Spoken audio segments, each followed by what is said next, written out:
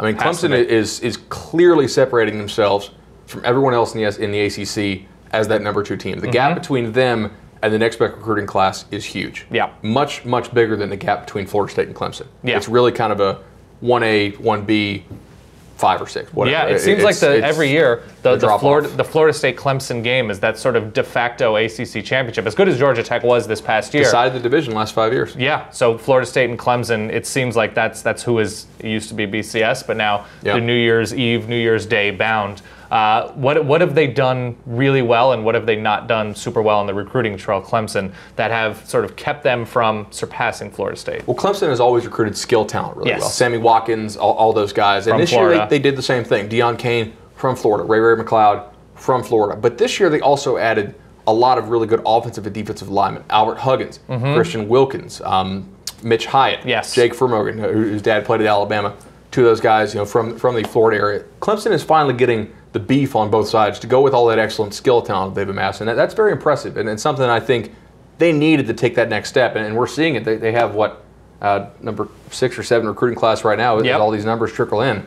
25 signees, 14 early enrollees. That's a ton. It's impressive, as you mentioned, to get them on campus, to get them acclimated, to get them in spring ball to sort of learn playbook, learn the position. And Clemson, honestly, when you talk about what they've done on the field, which is still the more important thing, was there a better defense in college football than what the Tigers were looking like at the end of the season last year? I don't know that that's true. No. And that goes a long way just for not even this year, but for next year. These relationships are over 2-3 years that the coaches have with these recruits. Yeah. So when you can point to, look at Vic Beasley, look at all these guys that we're putting in the NFL, that's going to pay dividends this year, next year, the year after. And obviously, when you look at the talent coming in, you mentioned Wilkins and Hyatt on both, offensive and defensive line, because the offensive line, that's where they did struggle at times to recruit. It appears that they're filling in those gaps. Absolutely. Yeah. So ACC, something to pay attention to. Hopefully, you have a lot of good coaching in the division, but the talent level outside of Florida State and Clemson just doesn't appear to be there at the moment. No, but they're getting whipped by the SEC in most spots. Excellent. All right, so let's touch on Clemson a little bit more. We have Ben Burrows from Shaking the Southlands. I'm assuming, Ben, you're in a fantastic mood right now. Why wouldn't you be? How are you feeling about the Tigers class this year? Hey, Dan. Pleasure to continue to break up this SEC talk with you. I actually go by Quacking Tiger is my screen name that I go by, and I wanted to quickly explain to people I'm not a confused Oregon and Clemson fan. Damn. It actually refers to when Coach Sweeney called the internets and specifically Shaking the Southland a bunch of quacking ducks. And you're right. We don't have much to quack about lately. 2015 class is probably historically good. Yes. Probably the best in the past 20 years for the Tigers. And like Bud said, it starts with 5-star, at least to me, 5-star wide receiver Deion Kane. People don't understand that Clemson just has not been able to recruit at all in the Tampa area. And we've grabbed arguably 3 of the top players in the region. With Kane, you get a guy who plays quarterback for his high school, but then blows everyone away at wide receiver at camps and 7-on-7s, puts on the pads and does it again in the Army All-American game. He's silky smooth, glides down the field, great hands, but we don't really know how high his ceiling is. Obviously, the Sammy Watkins comparisons come, and I think, Deion will have a bit of an acclimation period. Sammy was kind of ready on day one, but he's an NFL-level talent. Roddy White is the guy who comes to mind for me. And then you have fellow Tampa product Ray McLeod, another dynamic playmaker. He's going to line up everywhere as a hybrid wide receiver running back for Clemson. Elite lateral agility, tougher runner than I think people give him credit for. A little intrigue with an Auburn visit over the weekend to help out a teammate. You got to love it when national media get their chains pulled a little bit.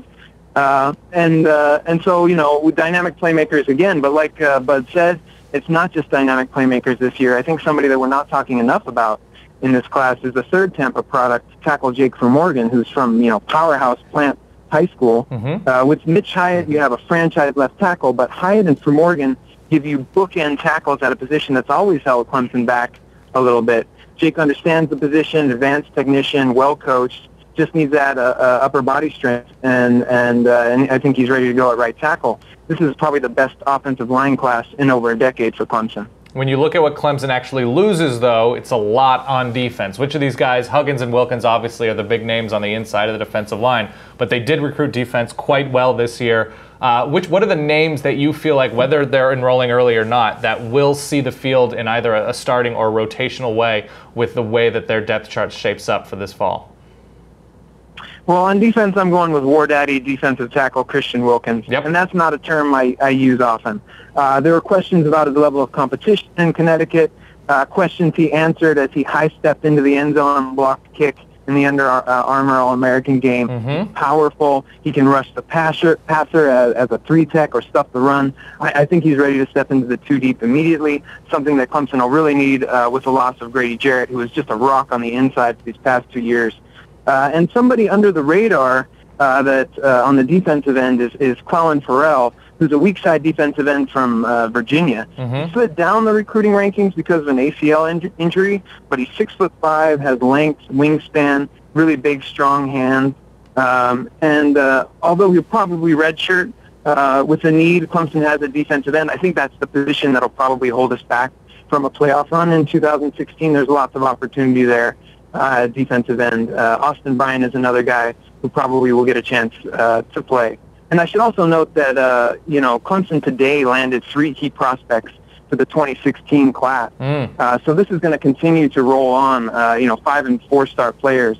We're looking for another top 5 finish in 2016. All right, and on the offensive side of the ball, we did talk about the playmakers. Get specific. Who is built, who has the skill to play right away? Obviously, losing 2 wide receivers after last season, or the 2013 season, didn't make a huge impact as they got a lot of good play out of the guys that stepped in. So who is ready at this point, whether it be on special teams, whether it's at running back, receiver, tight end, whoever, who in this class do you feel like has the talent to step into an offense that will be with a new coordinator?